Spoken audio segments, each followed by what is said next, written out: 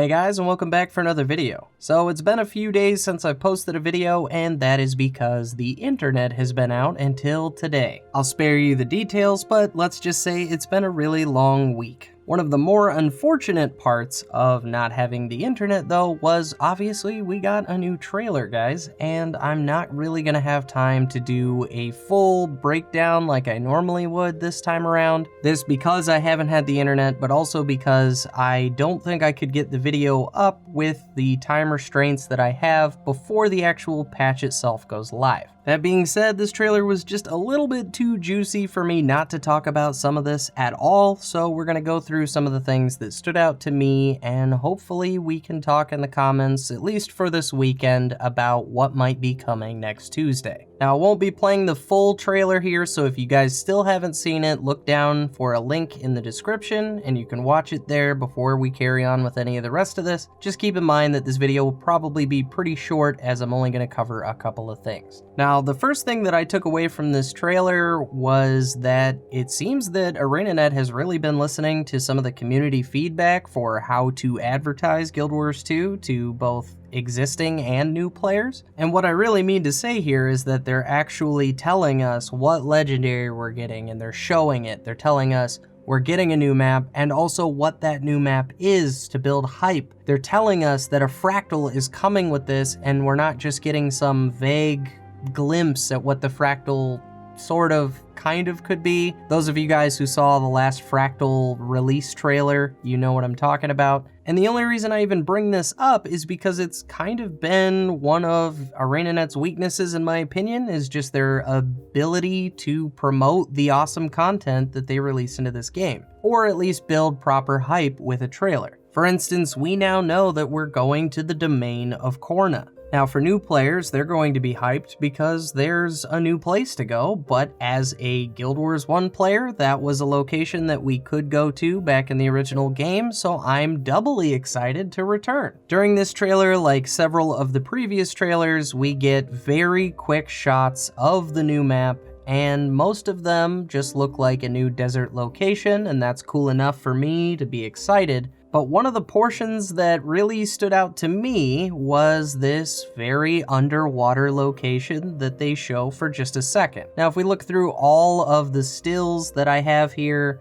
for all of the shots of the new map, most of these appear to be desert, or at least land, but one of them stands out, especially considering we just got an underwater balance patch. I know I'm not the only one to point this out, but that looks like a lot of water to showcase if we're not actually going to swim around and fight anything. Now, it's entirely possible that they're just showcasing a part of the map that looks cool to get people excited about the new map, but I just think that it's a little too close to that underwater balance patch to not think that there might be something to do down there. That's about all I can speculate on that, so you guys let me know if I'm over-exaggerating this, like many people probably are, or do you think this has some kind of significance? Also, because of the format of this newest trailer, we now know that we're getting a new fractal, and that fractal is called Deepstone. Now, I love fractals, so I've been watching that portion of the trailer over and over and over again, and I have no idea when or where this is supposed to take place. I've seen some speculations that this might be leaning towards more Cantha content, but even I, a guy who really wants that to be true, am a little bit skeptical. I guess we'll just have to wait until it actually comes out. Additionally, we did see a spider in that fractal that a lot of people are calling the boss of that fractal. I don't know if this has been confirmed anywhere, but I'm not entirely sold that this is the boss. Up until now, the only means of obtaining the Black Widow spider as a ranger is through the Hall of Monuments, or by playing the first game and transferring some of your achievements over to Guild Wars 2. I don't think that they would just retroactively add it as a charmable pet, but I do think that it might just be a nod to Guild Wars 1 like a lot of the more recent content has been. Even further than that, and this is where I get a little bit more speculative, we did just get a raid wing that takes place in the Underworld, which was the primary location for obtaining this back in Guild Wars 1, and while fractals and raids usually aren't all that related, it wouldn't be that crazy for them to maybe add some of that content to fractals. Fractals can take place during any time at any place, so it's really up in the air as to where this could be. I just think that this might be more in line with showing us some more underworld content via fractals than it's just showing a boss.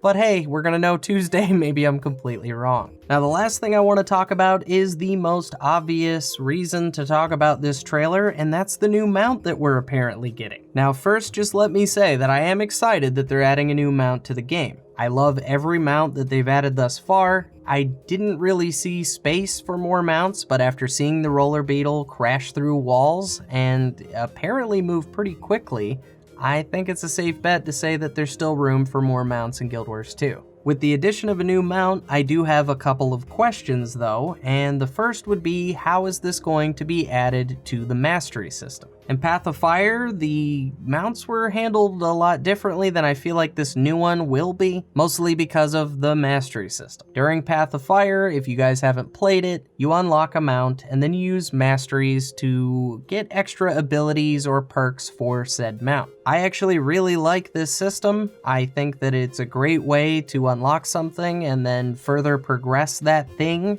It feels good to do that in a video game. But I do not see that being how this is handled. I don't see them just adding this new mount to the roster of Path of Fire mounts under those masteries. Rather, I see it being another Living World Season 4 Arene gave us the ability to do something kind of mastery. And if it falls in line with how the Living World masteries tend to go, I see it just being one unlock for several mastery points. I feel like this is kind of a shame because, again, I really like that progression system where you unlock something and then you have to track down some points or gain a couple levels before you can do everything that that mount has to offer. This is by no means me saying that I'm not going to enjoy the roller beetle. I certainly enjoyed the roller beetle races that were added in Guild Wars 1. It's just that ideally for me, all mounts would follow that same kind of progression. But you guys are just gonna have to let me know how you feel about what I've said, also the trailer in general. If you guys have any predictions for what Joko's going to do or what we're going to see in this new map, please leave them down in the comments. I'm very excited for the new release after all this extra bonus time that we've had to wait.